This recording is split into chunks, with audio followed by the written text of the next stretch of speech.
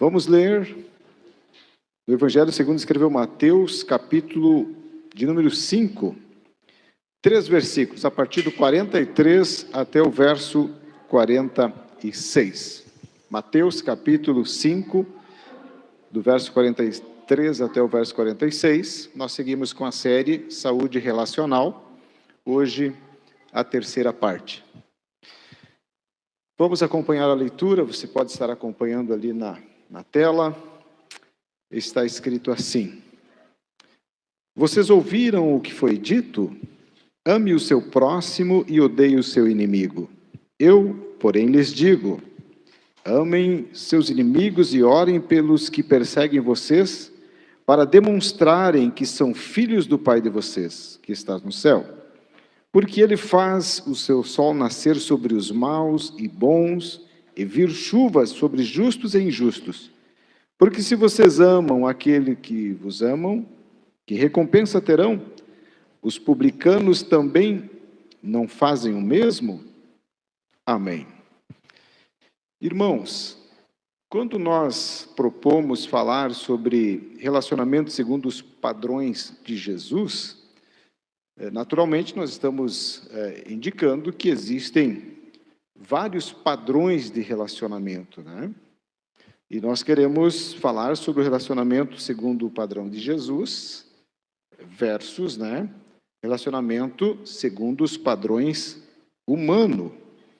É verdade que Jesus ele aponta uma nova forma de se relacionar. Haja visto o que ele diz, eu porém, lhes digo. Jesus estabelece aqui um contraponto. Então, ele apresenta o seu padrão. E apresenta o seu padrão em oposição aos padrões humanos, conforme apresentado pelo apóstolo Paulo. E nós encerramos a ministração da terça passada com ênfase, com ênfase aos padrões humanos. E nós queremos, antes de falar sobre viver segundo os padrões de Jesus, pensarmos um pouquinho mais sobre os padrões humanos.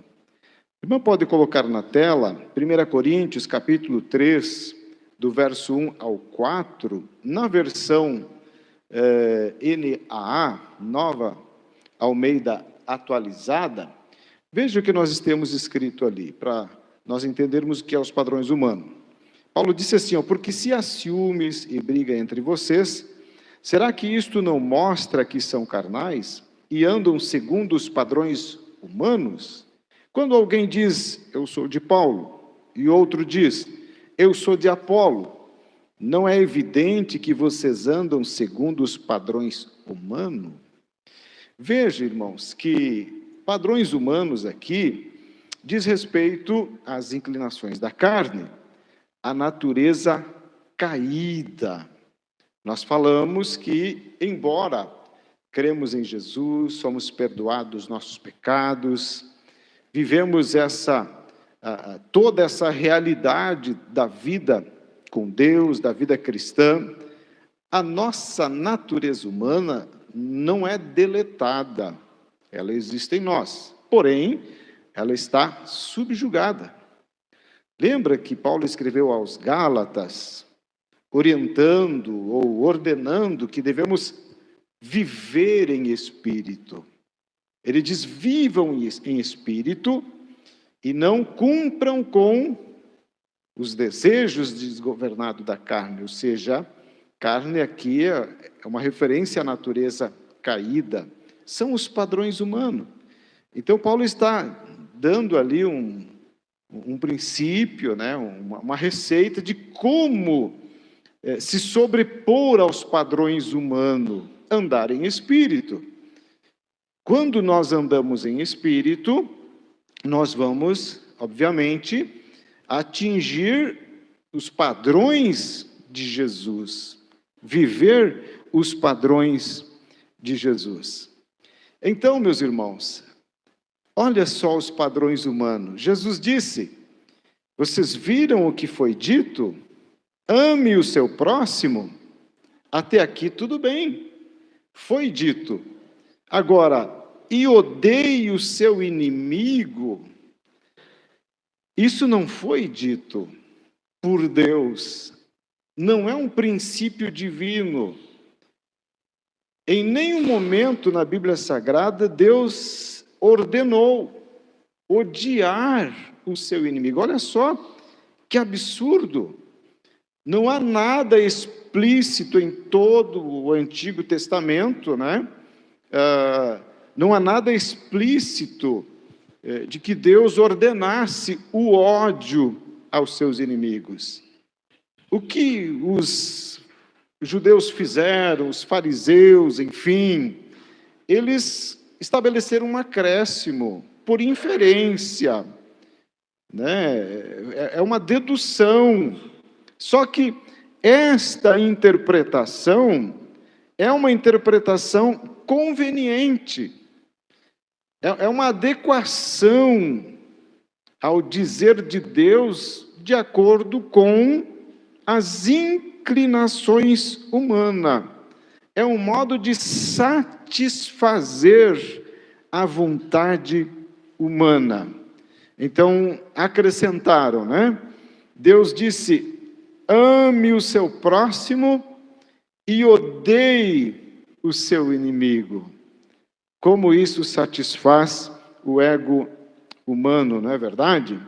E esse padrão humano a gente pode ver desde o princípio, né? Eu quero aqui destacar um exemplo no Antigo Testamento da inclinação humana, que se encontra no primeiro livro, Gênesis, capítulo 4, versos 23 e 24. Nós temos aqui um poema, né, que foi recitado por Lameque. Lameque era descendente de Caim. Moisés, ao escrever o Gênesis, ele trabalhou a história da raça humana lá no princípio, baseado em duas linhagens históricas. A linhagem piedosa de Sete e a linhagem má de Caim. Ele se ocupou com estas duas linhagens históricas. Embora Adão teve outros filhos, enfim, a linhagem de Sete representava aqueles cujos corações eram inclinados a Deus. E a linhagem de Caim representava todos aqueles que viviam com o coração inclinado para si. O coração segundo as inclinações humanas. Eu diria que Caim, a linhagem de Caim representava o comportamento humano, os padrões humanos. E aqui então em Gênesis capítulo 4, versos 23 e 24, olha só o que Lameque está dizendo aqui. E Lameque disse às suas esposas, a começar nós temos aqui já a poligamia, né? Mais de uma mulher. Ada e Zilá, ouçam o que eu digo, vocês mulheres de Lameque, escutem o que passo a dizer. Matei um homem porque me feriu, e um jovem porque me machucou. Se Caim é vingado 7 vezes, Lameque será vingado 70 vezes 7. Irmãos, a expressão matei um homem porque me feriu e um jovem porque machucou, aqui traz a ideia de apenas por isso. Apenas porque me feriu, apenas porque me machucou. Nós encontramos nesse poema manifestações, né, de sentimento de violência.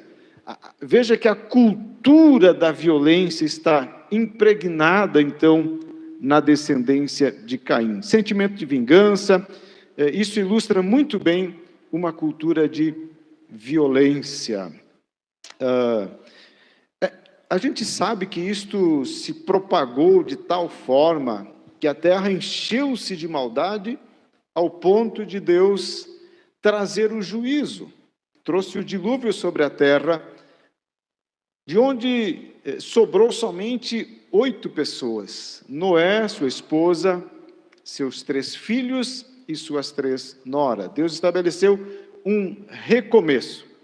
Mas é claro, irmãos, que essas tratativas de Deus com a humanidade, nesse caso de forma coletiva, né, de forma global, porque nós cremos que o dilúvio foi global, ainda que seja bastante questionado esta possibilidade, irmãos, nós temos um princípio hermenêutico muito recomendável, que é não ir além do que a Bíblia diz.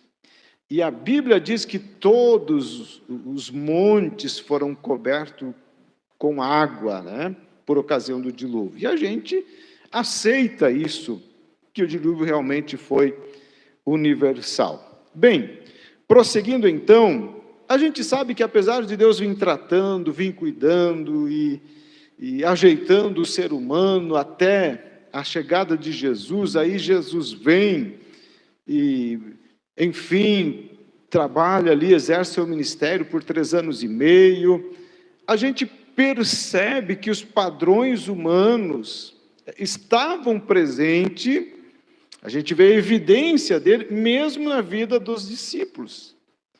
Nós podemos ver em Lucas capítulo 9, verso 54, um episódio bastante curioso, quando os discípulos tentaram convencer Jesus a concordar, a autorizar eles a agirem de uma forma vingativa. Aqui, irmãos, trata-se da ocasião em que Jesus ordenou os que fossem à frente, Tiago e João, para pedir pouso para eles em uma aldeia de samaritano. E todos nós sabemos que os samaritanos e os judeus, eles não eram amigos, eles não se afeiçoavam, havia ali uma separação, havia uma barreira. Os irmãos lembram da situação lá, quando Jesus foi conversar com a mulher samaritana, né, e pediu água. Ela disse: mas como pode tu me pedir água, sendo tu judeu e eu samaritana? Ela estava dizendo que aquilo não era possível, eles não tinham esta afinidade, não havia esta liberdade. E o que aconteceu foi que os samaritanos viram que eles iam para Jerusalém, o aspecto deles era de quem era de Jerusalém, eles negaram o pouso. E Tiago e João ficaram muito ofendidos com aquilo. Aparentemente, eles tinham um bom sentimento, porque se tratava de um pouso para o Mestre, um pouso para Jesus. Então, para eles, Jesus significava muito. Mas para os samaritanos, era mais um judeu, era mais um inconveniente, era mais um rival. Logo, eles negaram o pouso, mas eles ficaram tão revoltados e vieram até Jesus e disse assim: Senhor, quer que nós pedimos que desça fogo do céu e consuma-os? É claro, irmãos, que eles deveriam ter em mente o que Elias fez. Elias viveu um contexto lá no Antigo Testamento onde se permitiu um juízo de Deus desta forma. Mas neste contexto ali, não coadunava com o sentimento e com o coração de Jesus. Era incompatível aos padrões de relacionamento estabelecido com Jesus. Nesse caso, eles estavam se relacionando com quem não se afeiçoava a eles. Quem sabe, então, o inimigo. Mas Jesus os repreendeu. Por quê, irmãos? Porque, de acordo com os padrões humanos, uma ofensa daquela deveria ser retribuído com uma vingança extrema, com um juízo extremo, descer fogo do céu e consumi-lo, aquela ideia de deletar o outro, de apagar com o outro. Esse era o padrão humano. E a gente percebe esses padrões no sentimento dos discípulos. Mas Jesus repreendeu-os e disse que mesmo aqueles que não se afeiçoavam a Ele, mesmo aqueles que não aceitavam a Ele, eram alvo do seu amor, eram também alvo do plano da salvação. Glória a Deus.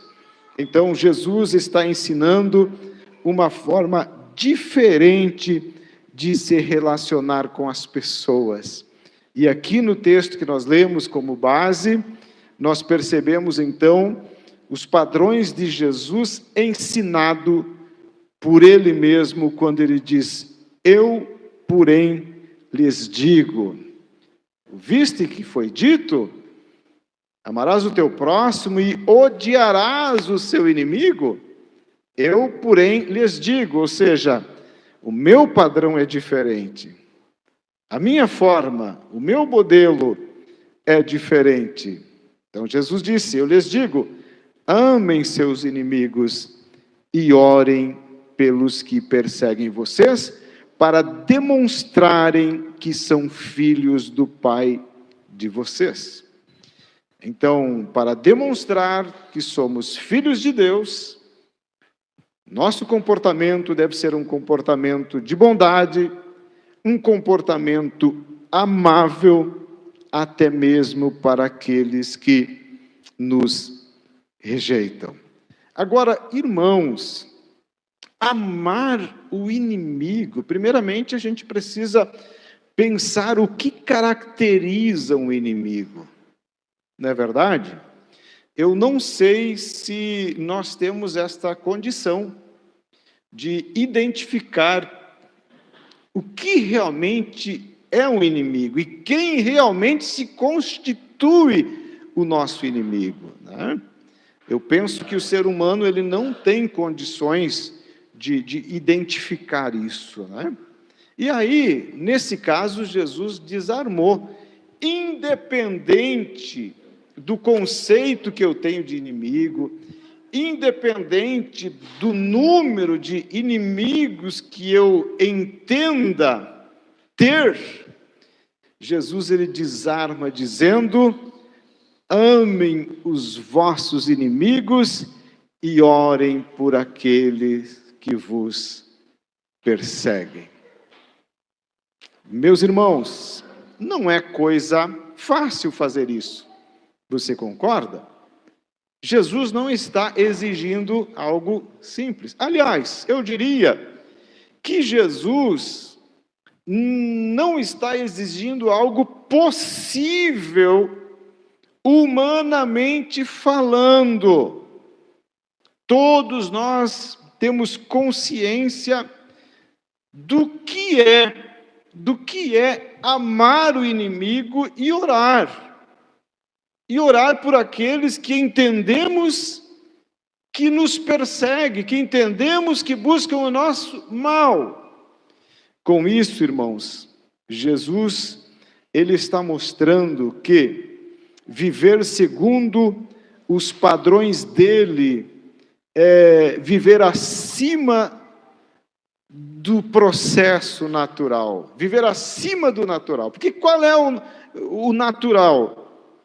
É amar quem nos ama, é dispensar esse sentimento aos amigos, é orar, interceder, pedir a Deus, crer no poder da intercessão para o bem daqueles que são compatíveis, que são de acordo com nós.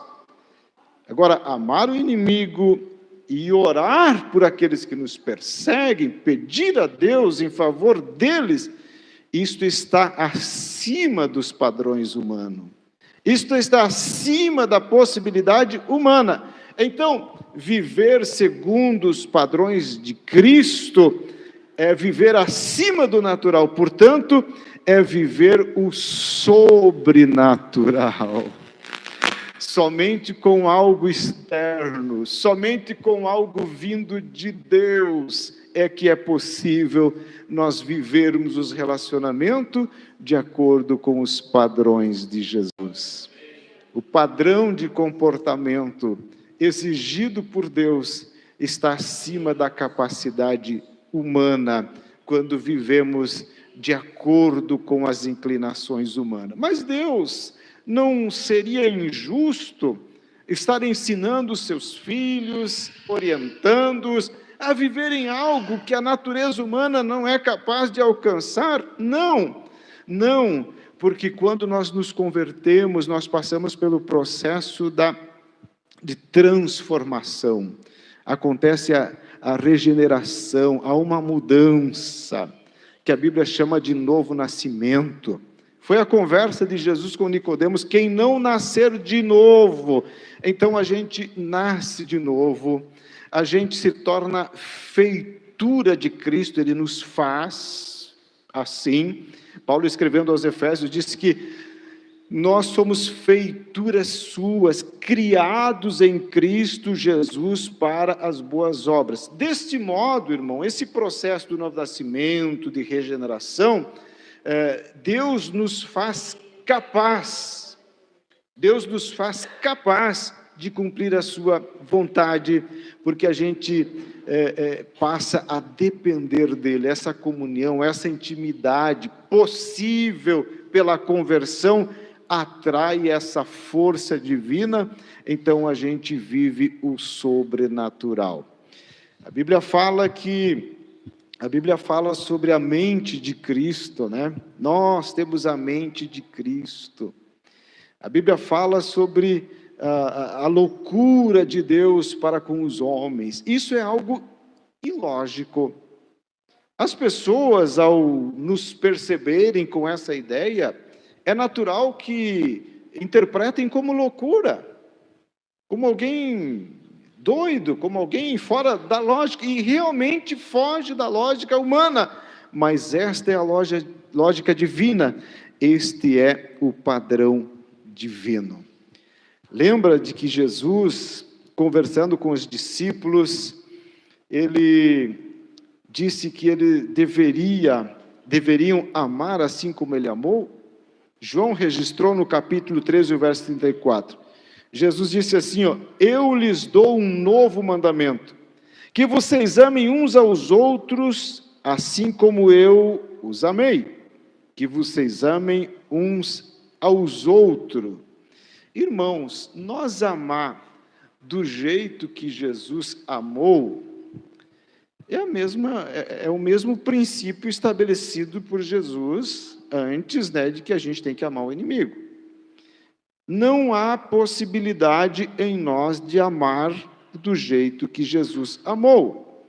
Todo o amor que Jesus demonstrou durante todo o tempo em que conviveu com eles, serve de modelo, foi estabelecido como modelo, e eles presenciaram, eles sentiram, eles viveram este amor. Olha só, Jesus, ele teve condições de chamar Judas de amigo. Ele sabia o que Judas faria, vocês sabem disso, né? Quando ele anunciou, um de vocês vai me trair, Jesus sabia quem era o traidor que estava entre eles. Eles ficaram até preocupados, né? E agora, quem? Um de vocês? Eram 12?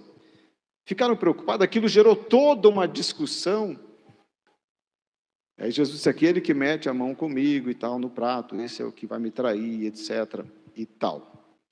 Então, Jesus sabia que junto deles estava Judas, o traidor. Mas, quando Judas chegou, trazendo os que prenderiam Jesus, ele combinou com eles, aquele a quem eu saudar e o beijar, a quem eu saudar com um beijo, esse é Jesus, a esse prendei-o. E ele chegou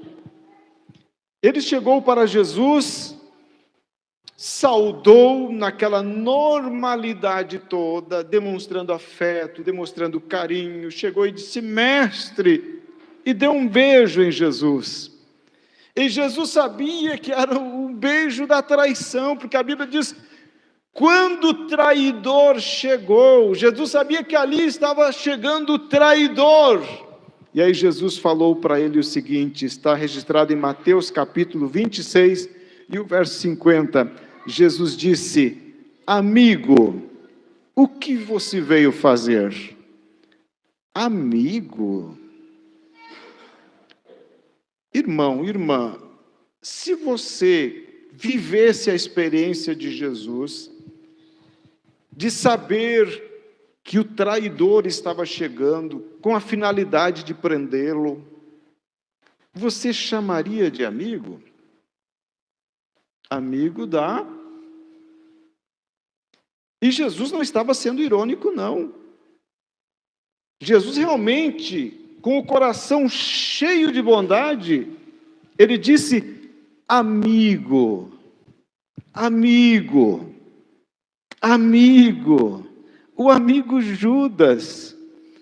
Irmãos, foram 3 anos e meio de convivência, foram intensos trabalhos, foi suor derramado juntos. Judas foi companheiro, Judas foi parceiro, amigo. Aqui está relacionado a parceirismo, a companheirismo. Amigo, companheiro, foi.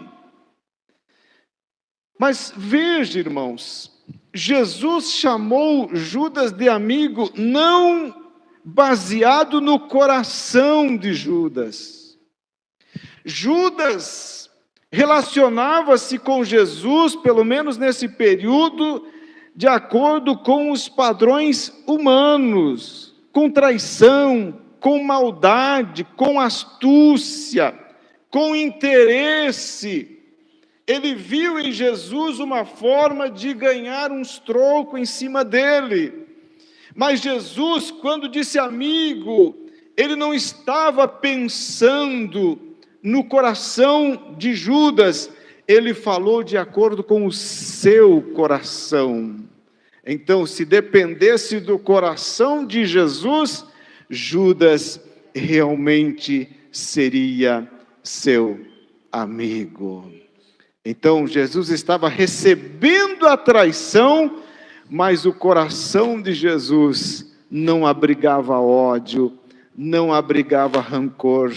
No coração de Jesus não havia nem um percentual, por menor que fosse, de vingança.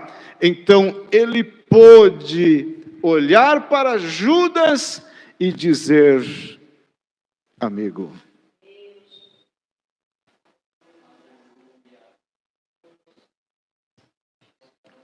Como é bom ter o coração limpo, não é verdade? Como é bom ter o coração desprovido destas coisas. A gente vê então relacionamento de acordo com os padrões de Jesus, ensinado por ele, e o exemplo deixado por ele também.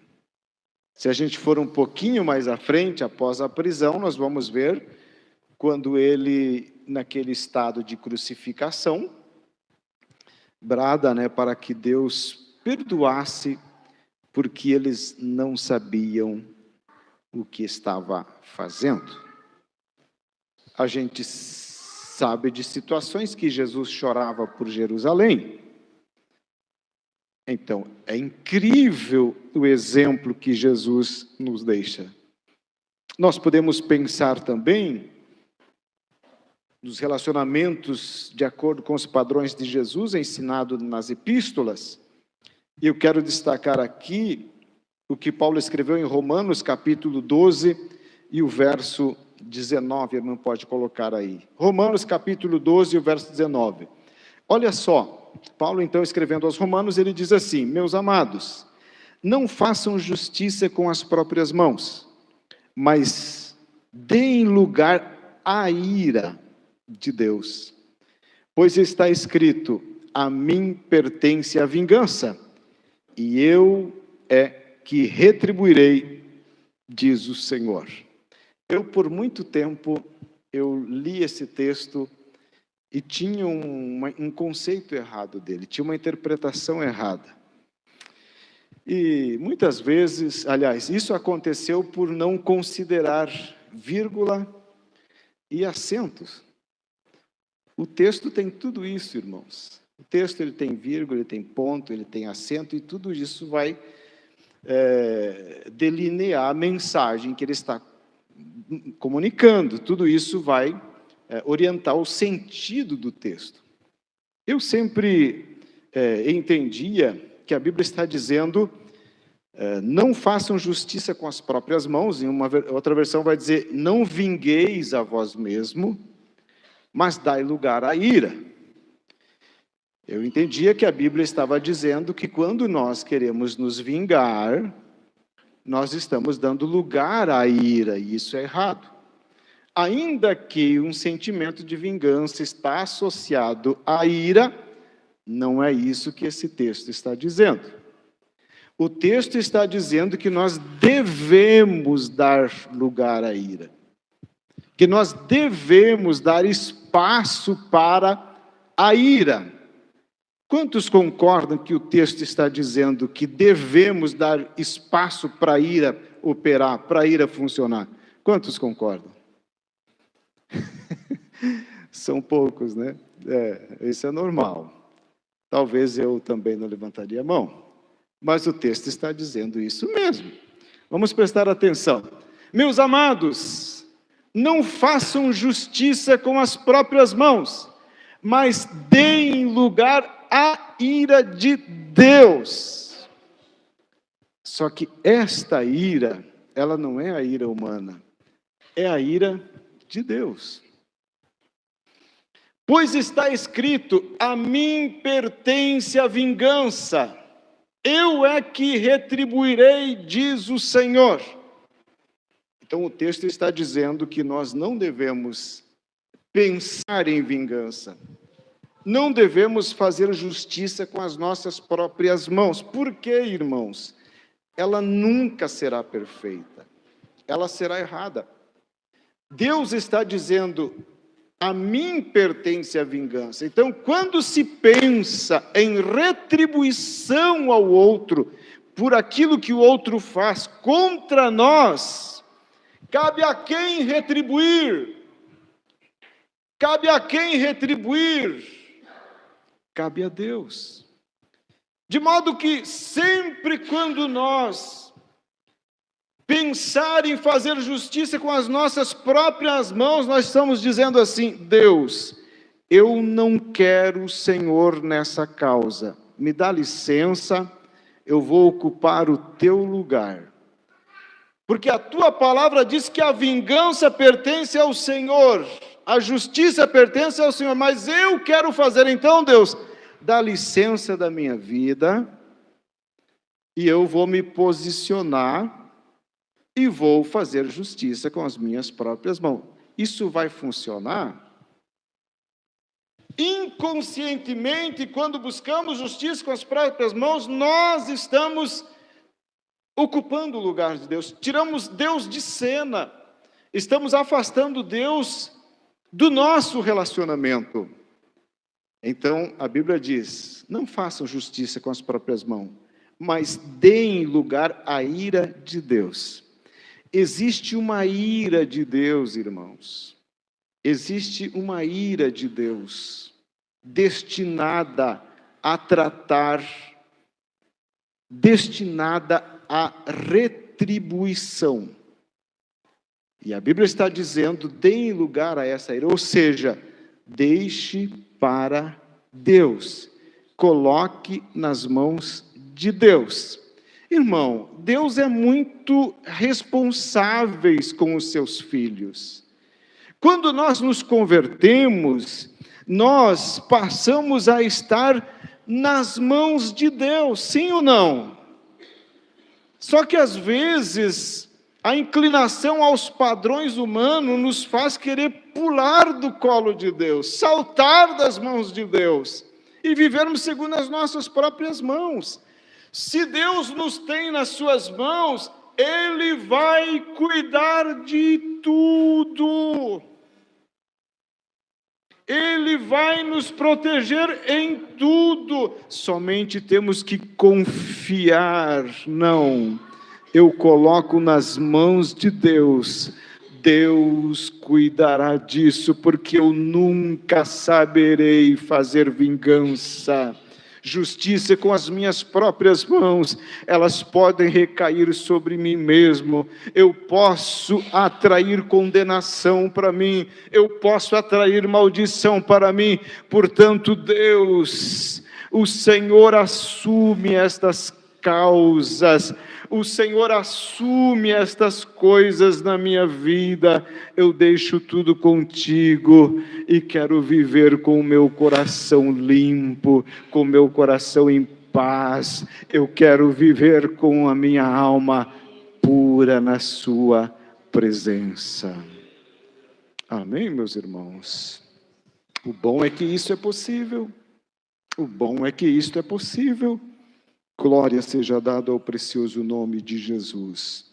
Graças a Deus. A gente pode ver, irmãos,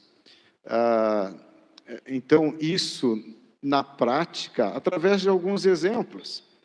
Eu quero trazer aqui Estevão, está no capítulo 7, o verso 60 do livro de Atos dos Apóstolos. Atos 7 e 60. Na forte perseguição da igreja, nós tivemos ali o primeiro mártir, que foi Estevão, era um diácono, junto com Felipe, junto com outros ali. Lembra daquela situação lá do capítulo 6 de Atos, quando a igreja cresceu, deu aquela explosão, né? Milhares de almas se converteram. E aí os apóstolos não estavam dando conta de orar, de ministrar a palavra, de ensinar e de cuidar de questões sociais. E estava ali um princípio de rachadura no cristianismo, porque surgiu uma murmuração, porque as viúvas gregas não estavam sendo assistidas assim como as demais. Aí surgiu aquela murmuração e os apóstolos, olha gente, eu acho que não podemos deixar as coisas continuar assim, vamos fazer o seguinte, vamos ordenar pessoas ali, que surge então o diaconato, serviçal, servir as mesas, né, a assistência. Aí eles elegeram ali, entre eles estava Estevão, só que Estevão já se destacou como um grande conhecedor, como um orador, e Estevão foi morto apedrejado. Paulo estava ali consentindo, eu concordo que seja feito, ele ainda não havia conhecido Jesus, e olha o que está escrito no capítulo 7, o verso 60, então ajoelhando-se gritou bem alto, pedra sobre ele, pedra, porque eles faziam um montão de pedra sobre a pessoa. Imagina Estevão de joelho e recebendo pedrada no corpo, pedrada na cabeça, e ele brada bem alto, dizendo: Senhor, não os condene por causa deste pecado. E depois que ele disse isso, morreu. As últimas palavras de Estevão, a última coisa que Estevão disse foi: não imputes este pecado. A última coisa que Estevão fez foi perdoar os seus agressores. A última coisa que Estevão fez foi dar um exemplo de relacionamento de acordo com os padrões de Jesus. Estevão mostra que ele encerra, ele morre com o coração limpo, com a alma limpa. A dor do físico não afetava a sua pureza espiritual, a dor das pedradas não manchava o seu coração.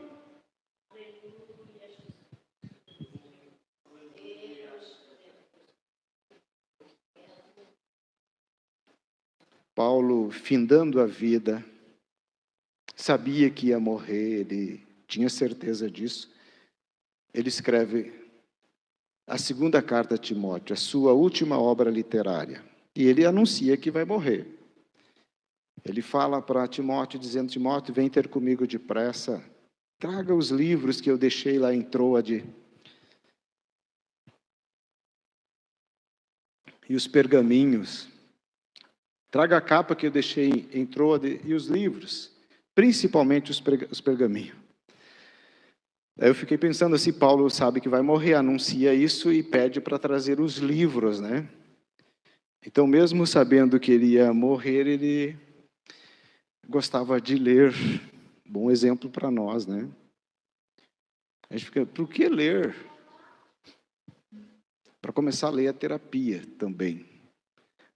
A leitura tem um efeito terapêutico. Estou abrindo um parênteses aqui na mensagem. Tem um efeito terapêutico. A história diz que os egípcios lá, eles tinham essa prática, né, da leitura como terapia.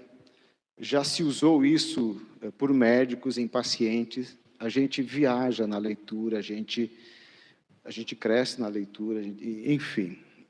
E Paulo é um grande exemplo. Timóteo, eu vou morrer, o tempo da minha partida está próximo, mas eu já estou sendo oferecido por aspersão de sacrifício. Venha comigo desde depressa. Traga os livros, Timóteo. Traga os livros. Mas tu vai morrer, mas quem sabe vou morrer debruçado em cima de um livro, né?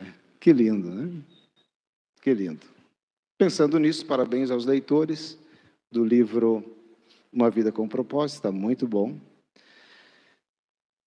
E eu sempre falo que a gente tem dificuldade de lidar com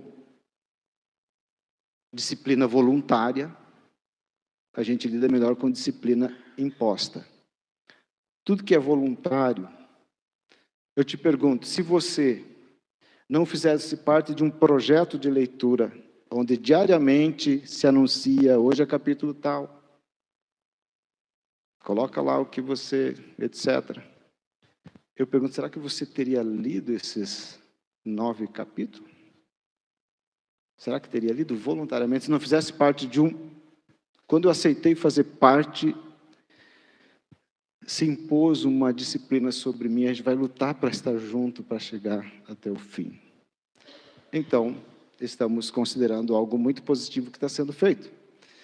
Fecha-se parêntese. Paulo está lá para morrer. E aí ele começa a desabafar para o filho Timóteo, filho ministerial, filho na fé. Ele começa a desabafar, eu vou morrer, e falou do julgamento.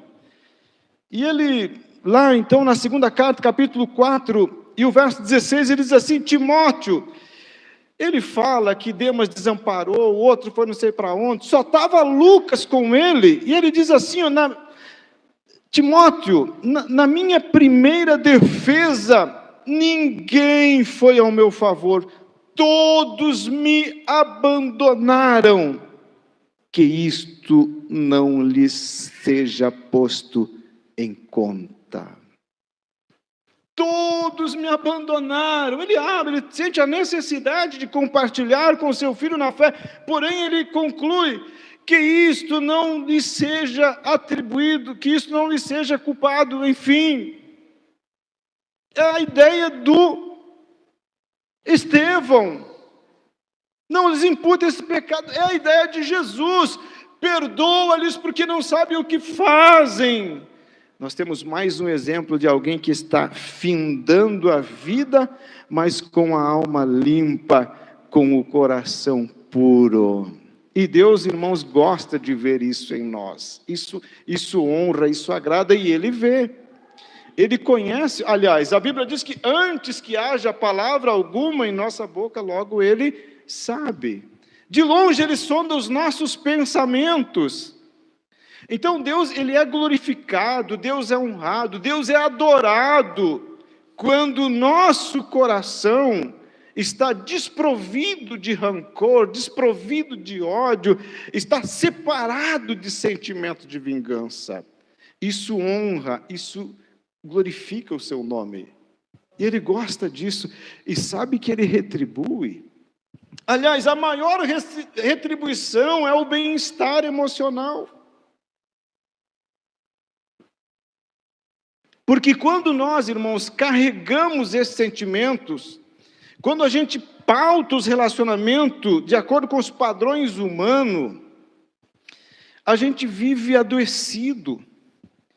Porque o estado da alma, as minhas condições interiores, como eu me encontro, vai refletir no outro. Então, se eu vivo amargurado, se eu vivo com ódio, se eu vivo vencido pelo mal, é natural que os meus relacionamentos vão ser doentios. E esse é o relacionamento de acordo com os padrões humanos. Agora, se eu estabeleço meus relacionamentos de acordo com os padrões de Cristo, eu vou ter a minha alma leve. O primeiro bem é o meu bem-estar, é eu não carregar essa carga. E eu percebo, irmãos, que Deus gosta tanto disso, que Ele retribui. Aí eu quero te convidar para concluirmos esta ministração, pensando lá na conversa que Deus teve com Salomão. Isso está em 2 Crônica, capítulo 1, do verso 7 até o verso 12. A irmã pode colocar aí. 1 Crônicas, capítulo 1, ou melhor, 2 Crônicas, capítulo 1, do verso 7 até o verso 12. Irmão Léo, os irmãos podem estar passando do ministério. Irmãos, vocês sabem que Salomão, ele foi chamado por Deus para ser rei. Davi queria construir o templo. Deus disse: não, Davi, quem vai construir o templo vai ser o teu filho. Eu estou falando que Deus gosta de um coração limpo, sem amargura, sem rancor. E olha só, Salomão, ele conversou com Deus, ele respondeu a uma proposta que Deus fez a ele. Olha o que Deus disse: naquela mesma noite, Deus apareceu a Salomão e lhe disse: peça o que você quer que eu lhe dê. Ah, que oportunidade, não é verdade? Salomão, peça o que você quer que eu te dou. E ali foi o momento de Salomão abrir o coração e manifestar o que tinha dentro. Óbvio que nós vamos expressar aquilo que temos dentro do coração, né? E com Deus, mesmo que a gente não expresse, Deus vai enxergar. E aí Salomão, então, ele abre o coração e respondeu, então, ali no verso 8, dizendo: fostes tão bondoso com Davi, meu pai, e fizeste reinar em seu lugar. E agora, ó Senhor Deus, cumpra-se a tua promessa feita a Davi, meu pai, porque tu me constituísse rei sobre um povo numeroso como o pó da terra. Dá-me agora sabedoria e conhecimento para que eu saiba conduzir-me frente deste povo, pois quem seria capaz de governar este grande povo? Está feita a oração de Salomão. E Deus então responde, disse assim: Salomão, visto que foi o desejo do teu coração, e você não pediu riquezas, bens ou honras, nem pediu a morte dos seus inimigos, Salomão, olha só. Tu abriu o teu coração, tu manifestou o desejo que está dentro de você, e tu não pediu a morte dos teus inimigos, nem tampouco pediu longevidade, mas sabedoria e conhecimento para poder governar o meu povo, sobre o qual eu te constituí rei. Sabedoria e conhecimento lhe serão dados, mas eu lhe darei também riquezas, bem, honra, como nenhum rei antes de você teve, nenhum rei depois de você terá. Deus gostou que Salomão não pediu a morte dos seus inimigos. Salomão estava ali então com o coração limpo, com o coração puro. Relacionamentos segundo os padrões de Jesus. Só é possível com a ajuda dele. Vamos estar em pé? Eu entendo, irmãos, que Deus quer fortalecer aquilo que já temos dentro de nós. Deus, eu dependo de você. Eu dependo do Senhor. Me ajuda. Eu quero viver segundo os teus padrões. Tenha certeza, irmã. Tenha certeza, irmão, que isso será o melhor para você. Tenha certeza que muitas vezes o nosso coração nos engana, ele nos mostra que é melhor aquilo que não é. Ele mostra como vantagem, ele mostra como correto, as inclinações da carne. Mas se nós estivermos em comunhão com Ele, colocando isso, porque a gente deve falar isso para Ele, com certeza seremos ajudados por Ele, e o nosso coração será cuidado por Ele, e nós viveremos os padrões de Jesus em nossa vida, e muitos frutos nós daremos. Somente assim influenciaremos, somente assim, vivendo os padrões de Jesus, é que as pessoas perceberão Jesus em nós. Realmente Jesus está com ele, realmente Jesus está com ela. Nós estamos reunidos.